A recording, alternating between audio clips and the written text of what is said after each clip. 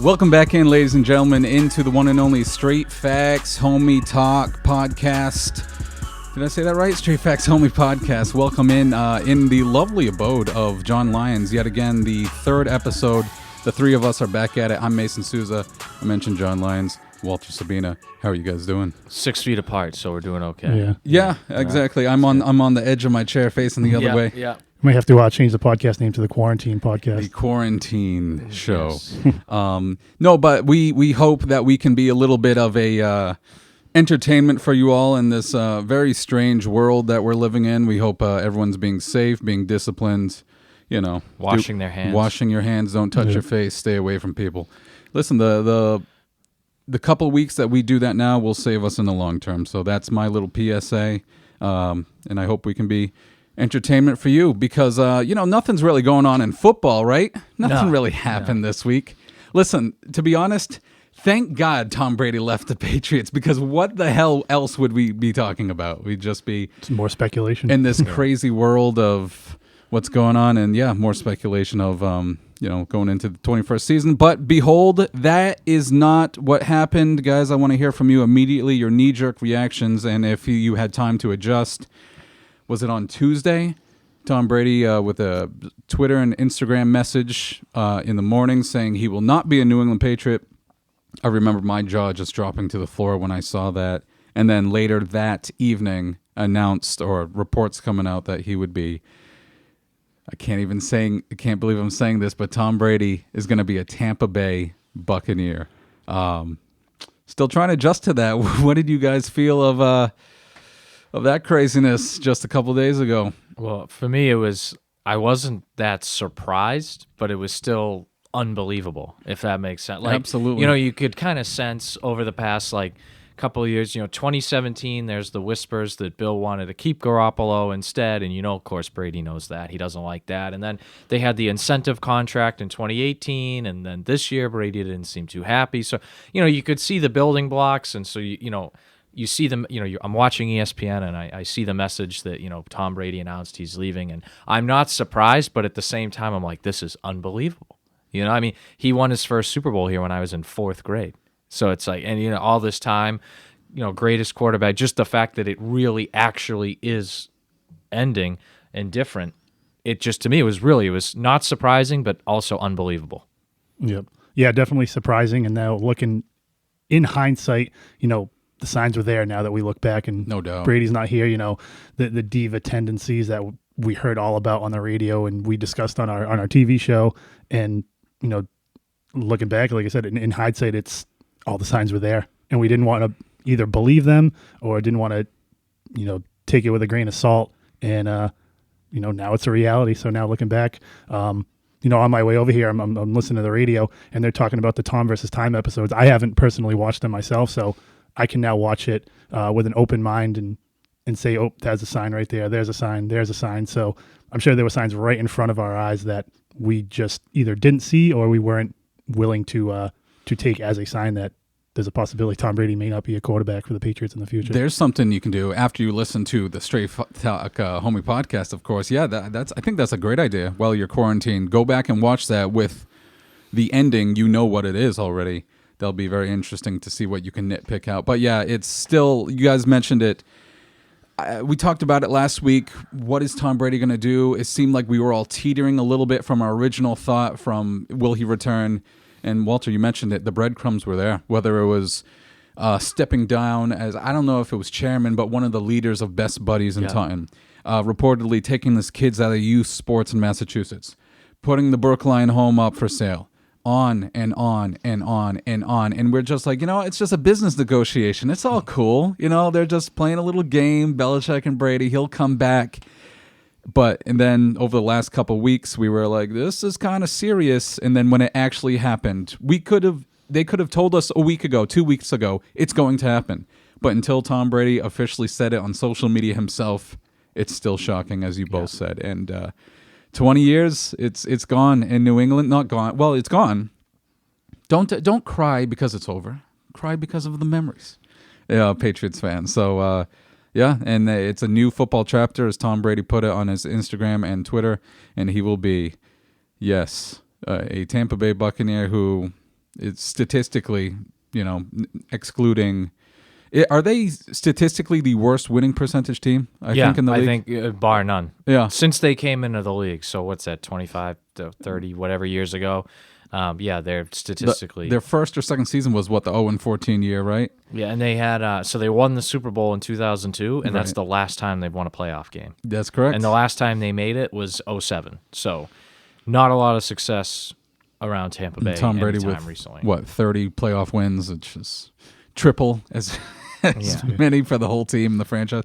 We can get into that a little bit more itself, but some of the things, we'll jump around with this because it's obviously one of the biggest news stories in the history of NFL free agency. As we were saying, this is set to be the most interesting and intriguing NFL free agency of all time. One thing that really pisses me off, guys, it sucks. It didn't end well. It was not a smooth landing. They made their statements and they moved on. That should have been it, correct?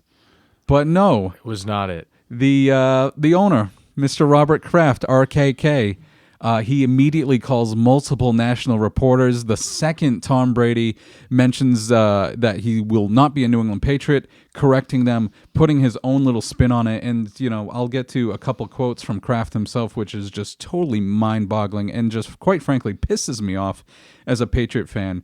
You have something great for 2 decades.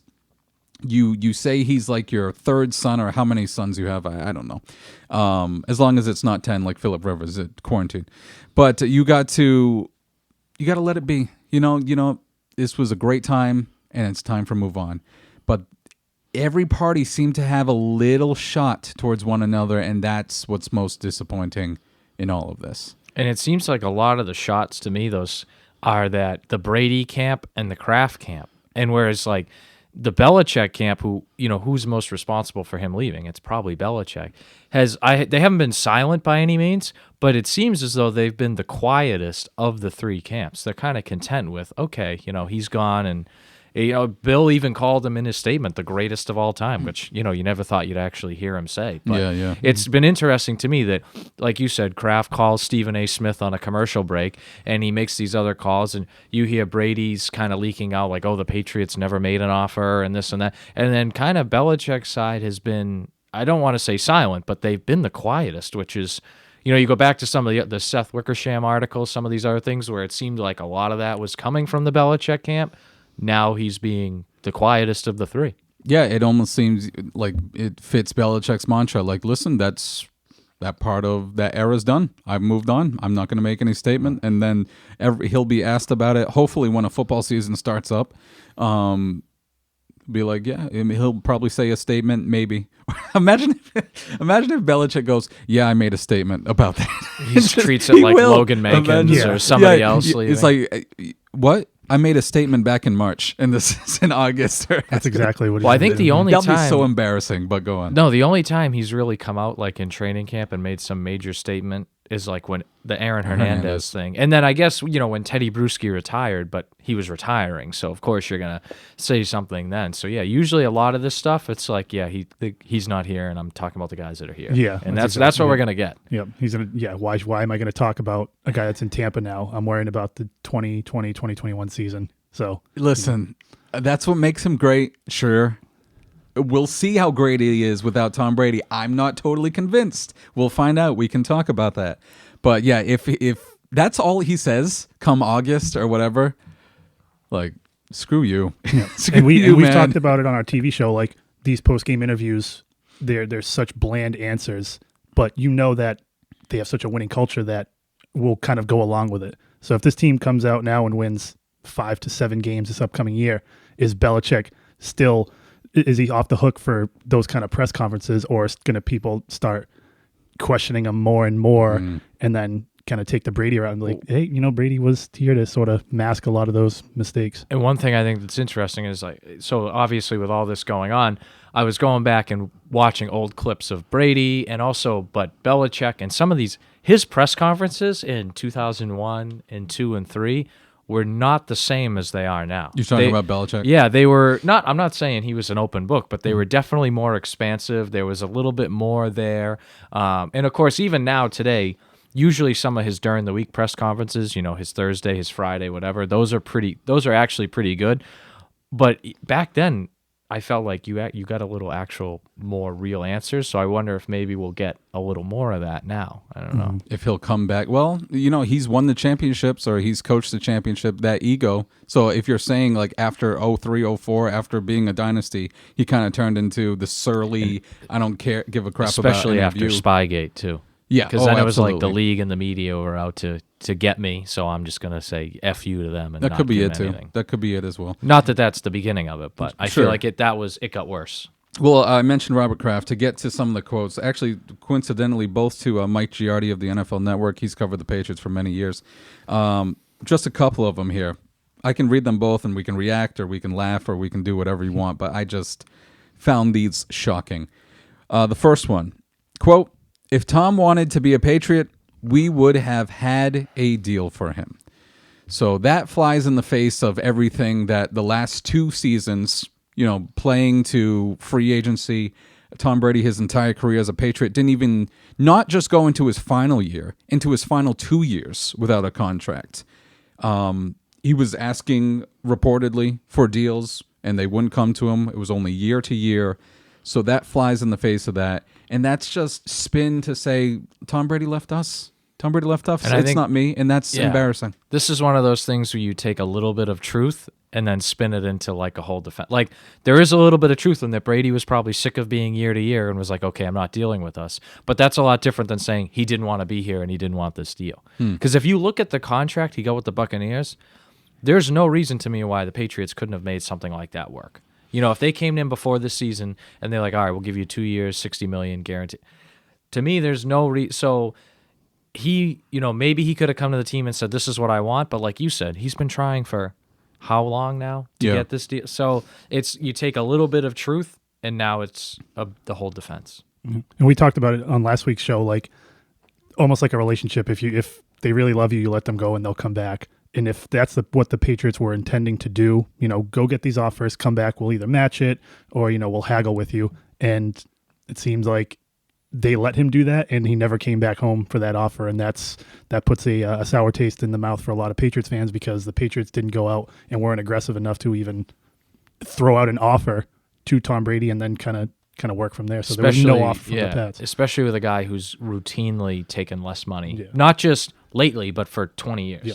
I mean, has he ever set the market for quarterbacks ever in his career? I mean, he got the decent extension after 07 and the other one, I think, 2013. But even those, he was not the highest paid quarterback in the NFL. So, I mean, this is a guy that, he's routinely taken less. So that's why I think, he was probably just sick of it. Like, I'm just not dealing with this. And just the multiple reports saying Tom never came to us with an offer. That's not how it works. You're the team. You offer the player. This is, I don't care if he's the greatest of all time or not. That's how it's always been. And the spin on that from Schefter and Rappaport, these are tremendous reporters in the field in the NFL. And they're saying, Brady didn't want to come back. He didn't bring the team an offer. The player bring the team. Where have you ever heard that before? So that's pathetic in that spin coming from either Kraft or Belichick or whatever. Okay, so there's that one. Tom wanted to be a Patriot. We would have had a deal. Here's this one. Obviously, that's a shot at Tom Brady. So now it's Kraft and Belichick, right? You would think they'd be on, the same page. Same page. Everything's good. Let's regroup and let's, continue our winning ways. How about this quote? Think about loving your wife, but there's her mother or father or someone like this that makes life impossible and you have to move on.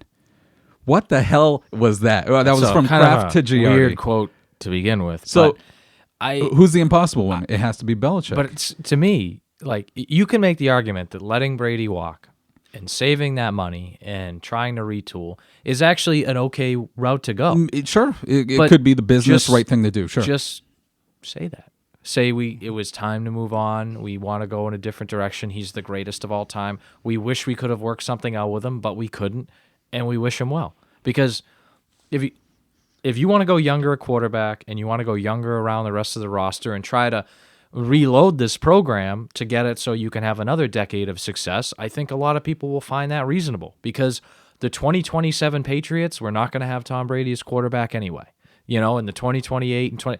So if you could do something now to, you have 10 more good years, people will understand that. And sure, it'll still be hard. It'll still suck to lose the greatest quarterback ever, local icon, national icon, but regional. But you've built a program big enough and good enough that I think if you're just honest about it, people would not be like love it, but they'd be okay with it. They'd respect it at least. At minimum. So, Robert Kraft has turned into John Henry of the Red Sox, just all of a sudden. Not yet. Wait till there's a Boston Globe article. Not yet. Yeah, Chicken just totally, and beer. totally slamming Tom Brady. Yeah. He would beat the crap out of Belichick in the locker room. That terrible Tom Brady. Yeah. No, but yes, I totally agree with you. Just say it. If you believe this is the business decision, then say that. Say you at least owe that to the fans and the people that have supported your team for so many years. Like you said, people would get it and respect it. Like, you have a 43-year-old quarterback. He's not going to be here forever. Hey, it was time to move on. We want to retool. We already have one of the oldest rosters, if not the oldest roster in the league. Our defense is older. We're up against the cap. Like, people will get it. It'll still be tough, but they'll get it. And there were fans, too, that even going back to 2014 or whatever the year was when there were the talks of trading Brady and keeping Garoppolo and going with him. There were fans that supported that decision then, and that was several years ago at this point. So it's almost more accepting now that we're willing to move on from Brady, but it's kind of like bundling it all into a ball. It's just the way it all went down, essentially. Especially once people saw Garoppolo play here and that he played well. And then even they won a game with Brissett. The feeling was, okay, obviously none of these guys are Brady, but we could still be good if we have the good. So like you said, people were, if they had traded Brady then, you would have had negative reaction, but you also would have had a lot of people okay with it. And then when you went right back to winning, people would have got it. Yeah, you have all the people in Bill we trust. He can do it with Garoppolo. Yeah, Matt Castle won 11 games. Yeah, Matt Castle. It's a different kind of style, but we won a game with Brissett, et cetera, et cetera. So, yeah, no decision is going to be 100% popular. Just live with that. But the thing is, Kraft has never dealt with, obviously pre-Brady. Maybe there was something, but obviously he has his own little issue with whatever happened in Florida. But for the team itself, there's never been really much for everyone to be up in arms about. This is the first time, and Kraft jumped at it, knee-jerk reaction, and like you said, first break of First Take, calling Stephen A. Smith, and he tells that to the world. That's embarrassing. That's embarrassing looking. That's foolish. That's childish.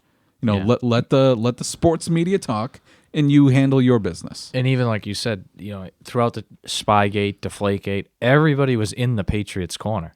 Like there weren't people after Spygate who were like, fire Belichick, and there weren't people after Deflategate who said, trade Brady. People, even then, they were in the corner of the Patriots.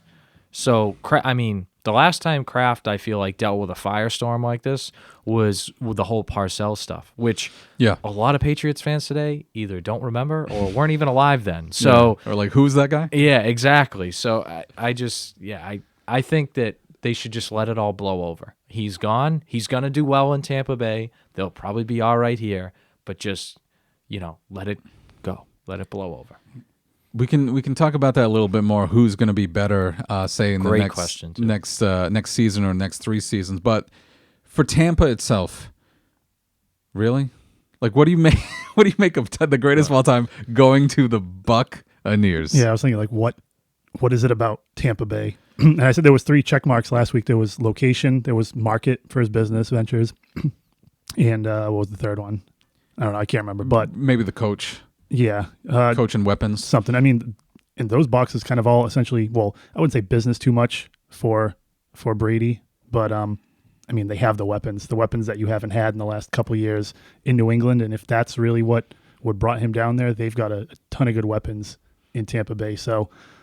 I know he's 43 years old, but he has the ability to throw 40 to 45 touchdown passes with those weapons on that offense. Yeah, and I think football-wise, like you said, that offense is going to be explosive. The offensive line probably could use to be a little bit better, but then some of that was also Jameis Winston is not the most adept in the pocket that we've ever seen, to put it lightly. So And, I mean, Jameis Winston threw 30 interceptions last year. I think in Brady's last 4 years combined, he's thrown 26. So, that alone, I mean, they won 7 games with a quarterback that threw 30 picks. I mean, so they're going to be, I think it's a good offense, really good. The defense has some good young pieces. And even with this Brady contract, they still have, $30 or so million in cap space left. And for the first time, Brady's on a team that is just saying, yeah, we're going to go all in and try to win a Super Bowl in 2 years. It's not long-term. Even here, in 04 and 07 and 24, some of these years that it looked like they were all in, they still made moves looking towards the future. I mean, 2014, they trade Logan Mankins, right? To move more for the future. And, 2007, they still spend a high draft pick on Brandon Merriweather. It didn't work out, but the goal of the future. So I think that now he's on a team where it's like, all right, Bruce Arians has not won a Super Bowl as a head coach. The offensive guys there are really good. The defense has some good young pieces. The GM is a former Patriot guy, and they just say, screw it. Next 2 years, we want to win a Super Bowl. And I think that's really appealing to Brady, too. Yeah, it seemed like he took, in my opinion, you mentioned branding or marketing. I think he took the best football option, which makes me respect him more rather than like going to LA and looking outside of football. Not that I would respect him any less, but he's still looking to win in football, which is, why he's playing the game. And you mentioned they won 7 games. In 7 of the 16 games, it was 1-score game. Yep. How about this stat? In those 7 games that were decided by 1 point, or excuse me, 1 score, Jameis Winston turned the ball over 18 times in those 7 games. You get Tom Brady, who is, I believe, the 3rd best in league history in completion to interception ratio or whatever, touchdown interception ratio, whatever it is. Guy who takes care of the ball is what I'm saying. I think Winston also had 8 fumbles lost last year, so 38 total turnovers. Crazy. Unbelievable. Yeah, you get someone with you get the greatest of all time who knows if he's going to be a game manager or not, or maybe he turns into has a year Peyton Manning did his first year with the Broncos, so it's 55 touchdowns. I don't think it's going to be 55, but with Evans and Godwin, who knows? Even if you get this year's Brady, which was not as good as he was 2 years ago when he won the MVP, but pretty good, probably a top 10, 12 quarterback in the league.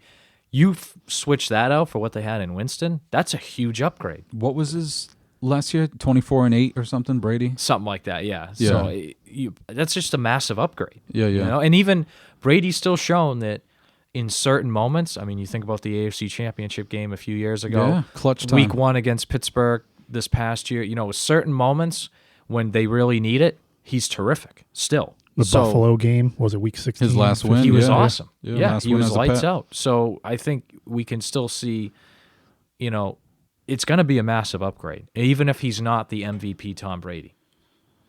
So we obviously going to Tampa Bay. Tampa Bay. I'm embarrassed.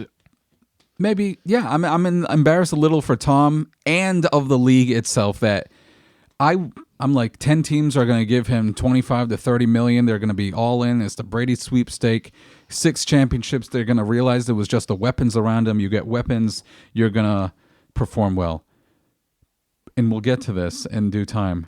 But the Titans go all in on Ryan Tannehill. Say, no, we're good with Tom Brady. We'll give Tannehill $30 million a year for 4 years. We'll get to that. The Vikings were a dark side, or a dark horse, I should say. But they re-up Kirk Cousins, give him 30+ again. San Francisco says, no, we're good with Jimmy Garoppolo, the game manager. Whatever. I believe it was the Chargers were in there, and the Colts signed Phillip Rivers for basically the same deal, a 1 year for 25. They could have gave Tom Brady the same amount, but no, let's go with the guy with the stats and no wins.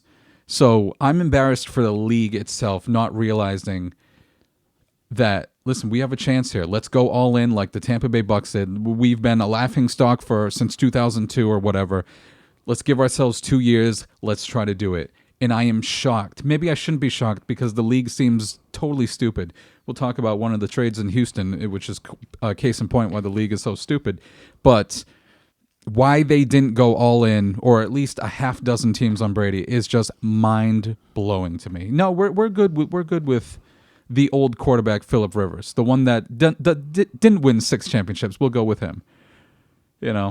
I don't know. It's just stupid. I wonder if there's this extra Stupid. baggage that comes with Brady. Like Phillip Rivers, he may not be. Yeah, his be- 10 kids, his baggage. Well, yeah. But like maybe like on the field stuff, he may not care about having a say with who you bring in free agency. Where I'm sure Tampa Bay is, hey Brady, we're thinking about making this move. What's your opinion on it? Or Brady coming to them saying, I want Antonio Brown here. I know he's under investigation. If he gets off, he should be in a Bucs uniform. So, and that team's sort of built to win now. I don't know if the Colts are really built to win now, but maybe they're fine with saying, hey, we'll take Rivers for a year, see how he does, maybe give him another year or two, and then we can still make our decisions to try to make our team better around him instead of having to go to Rivers, which I'm sure they'll question Rivers with some things, but I think when it comes to Tampa Bay and Brady, he's going to have a lot more say in what they do, and that may help them and it may hurt them, so we don't know yet. Yeah, and I think you look at all the teams that are in the quarterback market or could have been in the quarterback market, it does surprise me that only 2 teams made an offer. I mean, you look at like Chicago, right? They're talking about trading for Andy Dalton, then they end up trading for Nick Foles. You don't think Tom Brady would have helped them be a Super Bowl contender? No kidding. Buffalo, they go get Stephon Diggs. Buffalo came within a game of potentially winning the AFC East last year. You don't think they would have all of a sudden been a deep playoff contender with a weaker AFC? With Tom Brady. He has the most wins in Buffalo than anyone. Tom Brady does. Now, maybe there was a part of Brady that certain cities he didn't want to go to. Like maybe he didn't want to go to a division rival, so he doesn't want to go to Buffalo. Maybe he didn't want to go to cold Indy and Chicago, and we don't know that. That, to me, would be, I would understand it more that these teams didn't make offers. Okay. Even a team like, Detroit. There was whispers they might want to move on from Stafford. Matt Patricia's there. Why, at least reach out, put a feeler out there. At least do your due diligence. Miami, I get because they're probably still a couple years away from being good. Even with the free agents they've signed, they're still so that I can. But a lot of these teams, like, why not at least kick the tires on it and see? I don't like. You can't tell me that the Bears wouldn't be better than they are, and the Bills wouldn't be better than they are if they went after Tom Brady. They would so easily be better. If, even a dark horse team like the Redskins, the Giants, teams like that any team that has uncertainty at quarterback should have at least seriously considered it, to me. And it seems like a lot of these teams didn't. And I don't know if it was the other factors Walter's talking about, purely the age, the skepticism of, was it more Bill than Tom? I don't know. But to me, it just... At least you take that chance. A team that's been, maybe... The Colts are looking for an identity now. Just lost Andrew Luck. Go all in. The Bears haven't won a Super Bowl since 35 years ago, 1985. Yeah, absolutely. The Bills, we all imagine know their Brady history. and Rodgers in the same division. Be unbelievable. The Vikings, another team you mentioned. Yeah. Kirk, you notice how the day Kirk Cousins signs an extension, Stephon Diggs asks for a trade? Yeah. You think that's a huge coincidence? No, not at all. Not that he was very happy to begin with, but, right. You don't think they would all of a sudden be a legit Super Bowl contender with Tom Brady? Stupid Mike Vrabel. There's like 10 teams. $30 million for Tannehill. To me, there's probably 10 or 12 teams in the league that can say, all right, we're all set, and we're not going to go after Brady. Everybody else, why not? Everybody else, at the very least, needs to make a call. And if you didn't, you should be fired. The GM should be fired. I can understand, okay, Seattle doesn't want to make a call. Green Bay doesn't want to make a call. Sure, like you said, there's 6, Kansas 8, City 10 doesn't teams. want to make a call. But then some of these teams, why aren't the Raiders? Okay, Derek Carr's better than Tom Brady. I don't get it. At least, like you said, make the call. And Brady might tell you to go screw, but make the call. What happened to Fitzgerald Sr.? With the Raiders are going to give Tom Brady basically... Makes you wonder what Mark Davis and Tom Brady were talking about at that UFC event. Maybe that was it. Hey, you want to come in? No, I don't. Yeah. that was it. That was the offer, right? So in that, at least I'd give Mark Davis credit for taking a shot, though. Yeah. But at the same... so the Chargers were reportedly the other team. Would you rather go to the Vegas Raiders or the second team in L.A.? You know? But it leaves the Chargers. Hey, they made a push. Yeah. Didn't work out, but... they made a push. I don't know.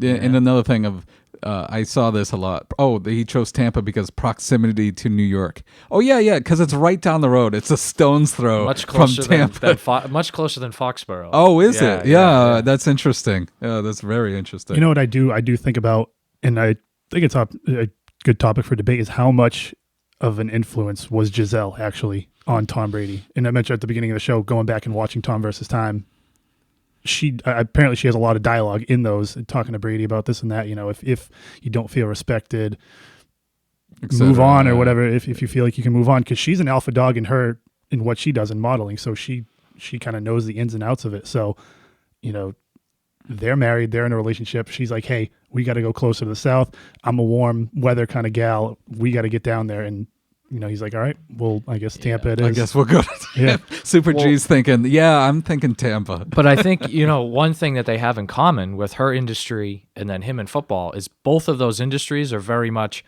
once you're a little bit past your prime, you get tossed aside. And I think she knows that. And I'm sure Tom understands that.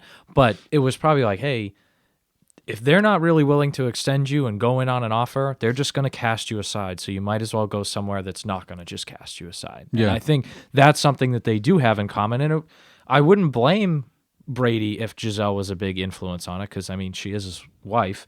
Mm-hmm. And she does have family in South America. They go there a lot. I get it. But if she was a big influence, it wouldn't be the first time. And I'm sure there's been times he's been a big influence on her career. I'm sure a model doesn't dream of living in Brookline. Mm-hmm. But, not that Brookline's terrible, even though, according to Toucher and Rich, everyone's angry there. Yeah, oh yeah. But, all the time, always angry. But I think, I'm sure she was a factor. I wouldn't doubt. But it all goes back to, if he had got a 2 or 3 year extension offer, this past summer, then they'd still be here.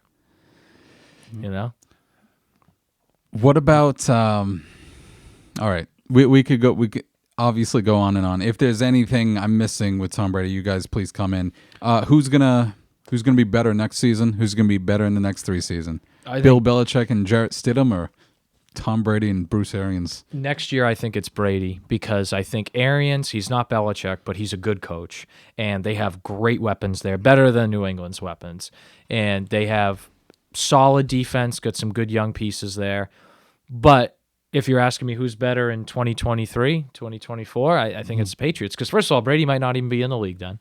And if he is, the Patriots, to me, this feels like a 2006-ish or 2009-ish types or 2013-ish season where they have to do a little bit of a reset, where they got some older guys who have been very good for them, won championships, but they need to turn the page a little bit. It doesn't surprise me that they've they trade Duron Harmon, who I think is a good player, but they want to go a little bit cheaper at the position, a little bit younger maybe at the position. Maybe I know they signed Adrian Phillips too, but big signing. Even the McCourty and the Matt Slater deal, those are only 2-year deals. These are not 5-year deals. And I think don't forget the fullback they signed. They let Van Noy leave. They let Collins leave. So I think they're trying to turn the page right now. So I think next year the Buccaneers are better. Would it stun me if they played each other in the Super Bowl? No. But I think the Buccaneers are better. But then in successive years, the Patriots will be better. There's John Lyons, Walter Sabina, I'm Mason Souza, talking straight talk, everything going on in the NFL free agency. We'll get to that in a second. Tom Brady himself. I just want to get this off my chest. We were going back and forth. I think, Walter, you mentioned it earlier. Bill Belichick's act, I think, is going to get very old, because I don't think they're going to be good next year. I don't think the Patriots will be good. I think they'll be under 500 for the first time since 2000. Under 500? Yeah. That's a bold proclamation. I don't know if it's that bold, honestly. I think Tom Brady carried that team. You lose Jamie Collins. You lose Kyle Van Noy. You re-up the McCourty twins before this whole thing goes down, and it all of a sudden seemed like there was a little bit of a mass exodus. You put the tag on the guard, Joe Tooney. You have 2 of the highest paid guards in the league now, by the way. Yeah. Shaq Mason and I don't know if that's very wise, but hey, bring in those special teamers, Bill. Bring it in. Let's see if it's going to be real for those players to see Tom Brady not sitting in the front of that meeting room, Bill Belichick doing his own spiel again that he's done for 20 years or whatever, and see. I'm not going to say there's going to be a mutiny or there's players aren't going to respect a mutiny, a coup, as it's been called before. Yeah, many times. But I don't know if it's going to resonate as much because Tom Brady was there to set the tone from Belichick. Can Stidham do that? I don't know. This is going to be his only second, third year. I don't even know if he can play. So. It's going to be very interesting, and I don't think the Patriots will be good next season. I think the Bucs might be NFC Championship contender because they have the weapons around, and if someone can take care of the ball like Brady can, then they can make it far, and it'll be very, very interesting because they got a nice schedule this season. Bucs' biggest problem is that they play in the NFC, Yeah. which is loaded. I mean, if they're Absolutely. in the AFC, they'd probably be a top 3 seed, no-brainer. Yep. Playing in the NFC, I mean, they could have a great year and still be a wild card team, Very just sure. because the NFC itself is loaded. Yeah, if the Saints go 13-3 and then you're 12-4, you're the wild card team. Exactly. Yeah. And then you're sitting there with, the 49ers. They were a quarter away from winning the Super Bowl. We all know how good Seattle and Russell Wilson are. I mean, Green Bay, first-year head coach last year, I thought they were really good. They're only going to get better. I mean, if the Bears finally get good quarterback play, Dallas might be the most talented offensive roster in the entire NFL, even more so than Tampa Bay. Yeah. So it's, to me, Brady's biggest challenge is that he plays in the NFC. I don't think it's going to have anything to do with Tampa itself or their team or game to game. It's just going to be he plays in by far the tougher of the two conferences. And the final note for me involving Tom Brady, Julian Edelman liked a tweet saying Deion Sanders should go to Tampa with him. So take that for what you will. Okay, give me a second-round pick, and I'll do it. Yeah. Yeah. But, yeah, exactly. The Patriots need one of those for give me sure. a second-round pick. I'll do it. Absolutely. You mentioned a bunch of other teams. Let's get to them because it wasn't just Tom Brady who signed for a 2-year, $50 million. We didn't even mention there were $9 million in incentives. He cannot be franchise tagged and no trade. So it looks like he wants to do this again at age 45. If there are only 2 teams to give an offer at 43, you better hope the Bucs love you in 2 more years. So I don't know. We'll see how that goes. But yeah, you mentioned the Cowboys. Dak Prescott franchise tagged. Drew Brees gets his $25 million again. 2 years, $50 Speaking million. of $25 million, Amari Cooper, Big money. Gets paid. He's Is what? that 5-year, $100 million? Yeah, exactly.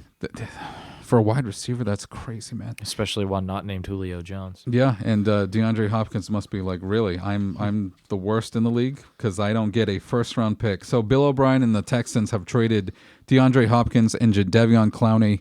Got 0 first-round picks back. So they're doing something pretty good with Houston. Speaking of Clowney, no sign yet, no real offers yet. I mean, that's a guy, number 1 overall pick. I know there's been some questions about maybe his effort level at times, and I get it, but when that guy's on, he's terrific. Yeah. And I think just to see a guy like that get no offers so far, that's been obviously Brady actually leaving was the most shocking thing, but I think the most surprising thing to me has been that Clowney, one of the best defensive players on the market, no offers, no visits. He's still out there, absolutely. And I don't know, it could be because with what's going on in the world right now, we'll see if he gets a mega deal in the coming days. We mentioned Phillip Rivers to the Colts. Ryan Tannehill re-signs with the Titans, 4 years, $118 million. Unbelievable. Teddy Bridgewater leaves the Saints, goes to the Panthers, getting $21 million per season, 3 years. That means Cam Newton likely to be traded. There's a little social media with the Panthers and Cam Newton and his Wingdings font or whatever Cam Newton types with, saying like, no, I didn't want to be traded. You forced my hand. So nice ending that's going in Carolina. We mentioned Kirk Year's 2-year extension. Jameis Winston's still out there. Will the Patriots be interested? Out of those quarterbacks, what was the biggest news? What caught your eye? I think Cam Newton actually being available, because that's a guy, I mean, you lose Tom Brady, Cam Newton replaces him. That I would enjoy that. But Yeah, I would I too. think, that's another marquee. I mean, that guy, 4 years ago was an MVP of the league? Yep. Got to a Super. Great player, number 1 overall pick. And I can see the Panthers thinking, and I'm happy for Teddy Bridgewater. I do think Bridgewater is a good quarterback and is going to do well there. But to me, the biggest story, besides Brady quarterback-wise, is Cam Newton. Because we knew Rivers was going to be available. Maybe him going to the Colts is a little bit of a surprise. Yeah. Breeze is not a surprise. I mean, none of these. I think to me, it's Cam Newton legitimately being available. And I think him having now a chip on his shoulder, okay, you're forcing my hand. You want to trade me? Go ahead, trade me to the Patriots, the Bears, wherever, maybe the Redskins, and team back up with Ron Rivera, because he, as much as the ego and all the diva antics he has, his not that it's a big deal, but his post game outfits for his press conferences, Nice attire, yeah. But I mean, now looking at this, all right, I'm going to leave Carolina. You've sort of kicked me to the curb. I have something to prove, so put me on a team that I can start fresh again. And Yeah. It's you want to play well, but I almost maybe think in the back of his mind he wants to prove something to Carolina, like you made the wrong decision. So I think he's got some good football left. And then mentioning that he was MVP just 4 or 5 years ago is also a driving factor that I can still play at this high level. So I still think he's got a lot of football left and a lot to prove. And now, do these other teams that we just talked about not going after Brady, do they make the jump and go after Cam Newton? I know the Bears just traded for Nick Foles, but do they give Cam Newton a shot? Do the Bills? Do the Patriots give Cam Newton a shot? Is it Washington with Ron Rivera? I think that's, if you look at who's available right now, quarterback-wise, to me, he's the best available guy right now. So all these teams that didn't get Brady, didn't get Rivers, didn't get Teddy Bridgewater, he's got to be the guy. I mean, who would you rather have, him or Andy Dalton? I'd take Cam Newton. What about Jameis Winston? I would take Cam Newton 8 days out of the week on that one. That'd be so hilarious and both anxiety-ridden. Jameis Winston under a Bill Belichick I think team. Josh what the hell are you would doing? throw up every Sunday if he had Jameis Winston throwing a couple picks. I mean, it's funny too because Jameis Winston threw 30 picks with 2 great wide receivers on his team And 2 great tight ends. Yeah. And then now Brady's going there, obviously protects the ball a lot throw better. to Mohamed Sanu. What's Jameis Winston going to do throwing 2 non-talented wide receivers? He's probably going to throw 40 picks. By the way, Tom Brady's last win against the Bills was on NFL Network. There were other games on NFL Network, I believe, last night. Friday night, that is. And it was Sanu on a 3rd and 5. The corner was 10 yards out, and Sanu runs a 3-yard out like an idiot. That's neither here nor there. Running backs, real quick. Derrick Henry gets franchise tagged. So both Henry and Tannehill get mad money. The Titans trying to run it back. We'll see if that's a flash in the pan or not. What's the franchise tag for Henry? Like, what is he getting? I think it's close to 20, right? It's got to be because Zeke got big money, and so it's the top 5. It's the average of the top 5, and it's in the 15 to 20 range. I would think. Right. So which isn't bad. I mean, I heard initial reaction like Tannehill plays 8 to 10 games for them, and then gets this $100+ million contract. And throws 8 to 10 passes a game. Yeah, and Derrick Henry carries this team for the second half of the season, makes a playoff push, gets the AFC Championship game, and he gets the franchise tag. At least the Titans know that running backs get washed quick. And that's what they're going to do. They're going to ride him out, and then it's like, you know what?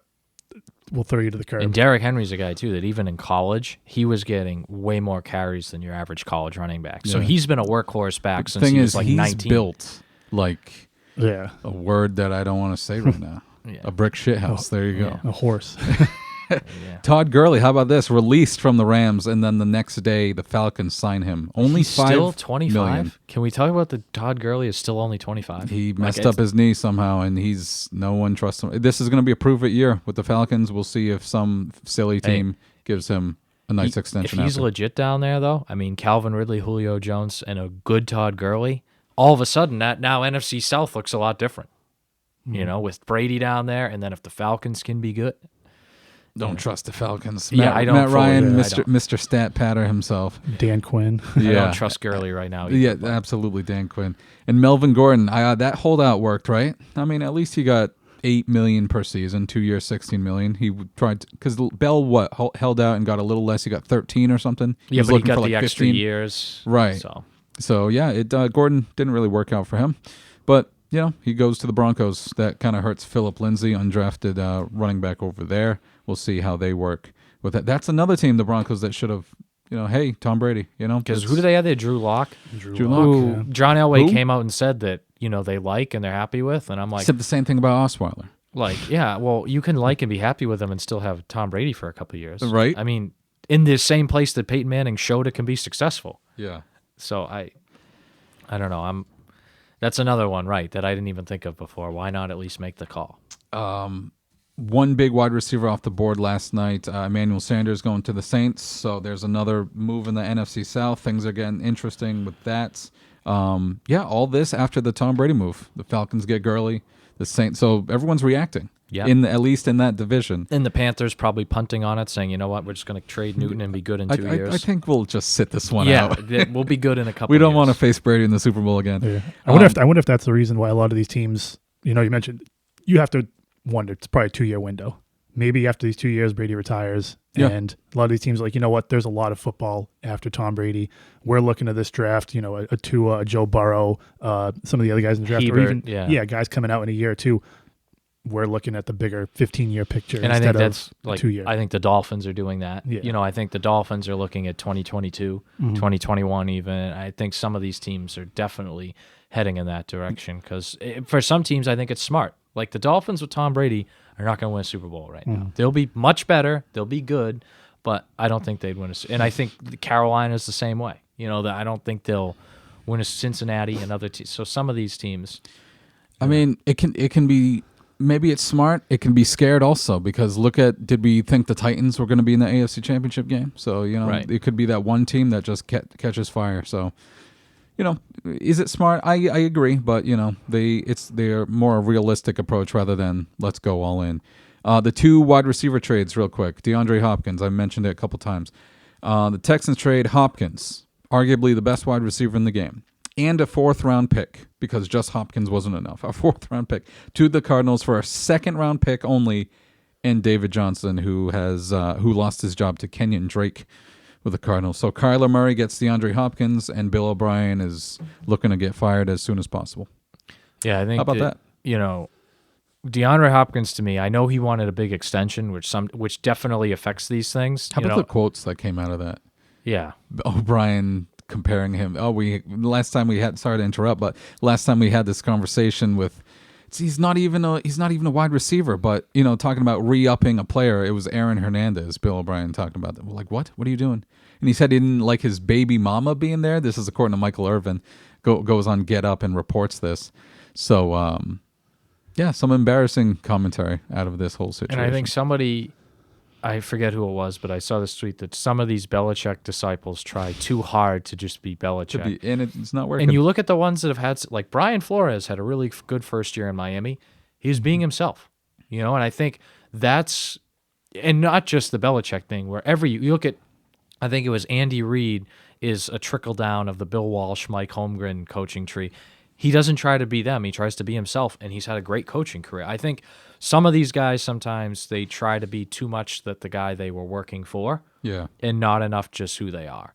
And I think that, and also, Belichick can get away with saying things sometimes that you can't because he has 8 Super Bowl rings, 6 of them as a head coach. Yes. So, he can tell a guy straight up, like, hey, you suck, and maybe you can't quite say it in those words because you don't have 8 Super Bowl rings. So I think that that's some of it, too. But, yeah, I mean, good for Arizona. I mean, Kyler Murray looked like he has legit promise there. Larry Fitzgerald, one of my favorite players in the NFL. All time. Now they got Hopkins. I mean, like I said, they're not going to win the NFC West probably for a year or two, but they got something cooking there. And they're going to be... They can be competitive. I agree. Not only can they be competitive, I think... They could steal a couple games. 2 or 3 years from now, they could be the best team in that division. Hey, but don't fear if you're a Patriots fan. You got Demir Bird and Bo Allen. So Super Bowl's back on for the New England Patriots. Hey, Bo knows. I got a question for you guys because I haven't heard this brought up at all. Belichick's now by himself. Obviously, there was talks and rumors like Belichick and Brady are going to go until the road ends for both of them, and they're both going to go. Now that Belichick's by himself, how many more years do you see him possibly coaching the Patriots? Or maybe a possibility, do you see Belichick leaving the Patriots in a few years? I think with both of them, it's all about legacy. So Brady is going to go to Tampa to prove that obviously we were the greatest duo ever, but I'm great on my own. And I think Bill's going to coach just long enough to prove I'm great on my own. Yeah. He had the good year with Matt Castle. He had the good 4 games with Garoppolo and Brissett. If he can take in the next 2 or 3 years and at least go to an AFC championship game, obviously the goal is win a Super Bowl, but at least go to an AFC championship game, then I think he'll be kind of... That'll be enough for him. Yeah, like, I think I proved it. Yeah, hey, we were the best duo ever, but Tom, I'm great on my own. Bill, I'm great on my own. There you go. And I think that is a hidden but significant part of this whole thing. Yeah, ego. Absolutely. Mm-hmm. With something like this, with a powerhouse like this and a team that revitalized a sports region over the last 20 years, there's absolutely ego in there. And so to answer your question, I don't know. I definitely think he's going to outlive Brady. I think it's going to be more than 3 years. It's just even because Belichick's what, 66, 67, I think. Oh, wow. Okay. So- And, we know that famous clip. He didn't want to be Marv Levy. Right. Coaching until his 70s, but, things change. And one thing, just to add to that you go back, like that Seth Wickersham article a couple of years ago, there was one quote in there I found really interesting, and it was that what's really important to Belichick in his legacy is having a program that sustains after him. Like, he looked at how Bill Walsh left the 49ers, and they were still kind of good. Not quite as good, but they were still kind of good. But then some of these other dynasties, like the Cowboys, Jimmy Johnson leaves, they have one more good year, and then they go downhill. And then some of these other dynasties that he wants it so even when he leaves, the program is so good that it can almost self-sustain itself and win after him. And I think Pittsburgh Steelers. Always good, right? Yep. They go from, Chuck Noll, Bill Cowher, Mike Tomlin, they're competitive every year. I think that was in the Wickersham article, and I think that's something that if 2 years from now or 3 years from now, Stidham is a top 10 quarterback in the NFL and they're winning 12 games a year, he'll feel confident to, all right, I'll step away now, and this program will continue to be good. There you go. Is this like a free year for Belichick? Because I know everyone's going to be quick to jump on if the Patriots win 7, 8, 9 games, and Brady and the Bucks go, 11-5, 12-4, and be like, see, Brady. I think Brady's it should doing be, better. and not just because of the Brady thing. Like, you're going to be starting in all likelihood, a second-year player in his first year starting. Yeah. But even beyond that, the other losses they've had, the turnover on the coaching staff, but even in the players as well. I think a lot of Patriot fans are going to treat this like 2008. Like, okay, whatever we get out of this year is kind of a bonus. And that year, hey, you won 11 games, it was good. But I think to Mason's earlier point, if we're 2 or 3 years from now and they're 8-8, people are going to get restless. Yeah. But I think this year it's going to be like 2008, where okay, whatever we get is kind of a bonus. Or even 2013. 2013, Hernandez obviously goes away. Welker leaves. Gronk gets hurt, so it's kind of like, all right, whatever we get this year is kind of a bonus. And I think he's got 1 year of that. After that, the natives might get a little restless. I know we're going a little long here, but there's so much that went on. It's a very intriguing topic. I believe Tom Brady has more pressure this year to win than Bill Belichick does, with the reasons you mentioned with Belichick. That's a great analogy. Treat it like 2008. We'll see what happens this year and then go on. Jameis Winston in his 30 interceptions won 7 games last year. So Brady better be over 500, or at the very least 500. I think if the Bucs don't win 10 games, that's a disappointment. Right. The talent they have, bringing in Brady. More pressure on Brady this season, but I think overall, who has more to lose? I think it's Belichick. I couldn't agree more. Because you look back to pre-Brady, it's just him, and his Cleveland days couldn't win, and it was just Brady. And even if Brady's average, people can still look at it like, he's 43. Yep. He was bound to decline. Whatever, and Aaron, the Bucs aren't as good as the Patriots, and they'll be. But if the Patriots all of a sudden go in the tank, and that at minimum they would have been decent these 2 years with Brady, then Bill's going to take some heat. So I think Brady, it's kind of he'll be okay as long as they don't go 4-12. I think he'll be okay. I think Bill has a little bit more at stake long term for sure. Totally agree. Anything else before we move? Before we wrap up and say everyone be safe, and we'll talk to you next time. Wash your hands. Yeah. That's the biggest thing. You know what I learned in all this too is how often I actually touch my face. Oh my God, yeah. It's like you never think of it. Yeah. But then I was getting takeout the other night, and I went to rub my chin and then itched this, and I'm there's people around me kind of looking. I'm oh wow, I gotta stop touching my, and you never think of it, but No. That's one of the biggest things I've learned is that one thing is people don't listen and they still go out and don't follow rules. But then another thing is I touch my face way more than I ever thought I did. And now I'm conscious of it, so I'm probably doing it more. Right, yeah, and it's a psychology thing. Oh, I have an itch, and then you're sick.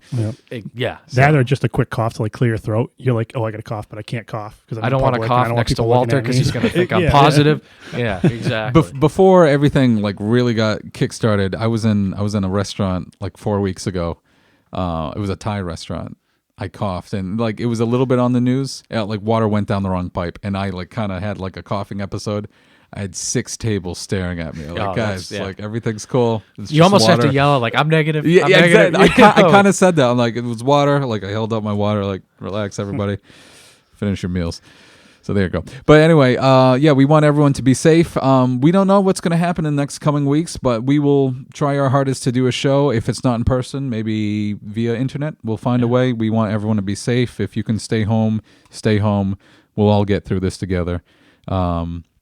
We love to be the entertainment for you guys. So again, thanks for having us in your home. Your lovely home, John. Thank you. As you can see on Twitter and Facebook Live over here, everyone can see your glad the heat works down lovely here. abode. Yeah, it's nice and cozy in here. Yeah. So we're on Twitter, Facebook. What are our shows on? Spotify, Apple Podcasts, YouTube. I'll be posting it to YouTube this weekend. This is the 3rd episode of Straight Talk Homie, Straight Facts Homie Podcast.